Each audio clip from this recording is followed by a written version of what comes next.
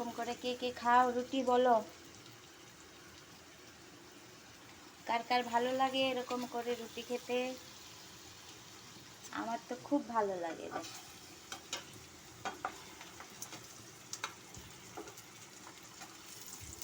আমার খুব ভালো লাগে, যদিও বাচ্চারা পছন্দ করে এটা বেশি। আর তোমরা কে কে পছন্দ করো বলো তো? একটা পিঠ হয়ে গেছে, তাই উল্টেও দিচ্ছি।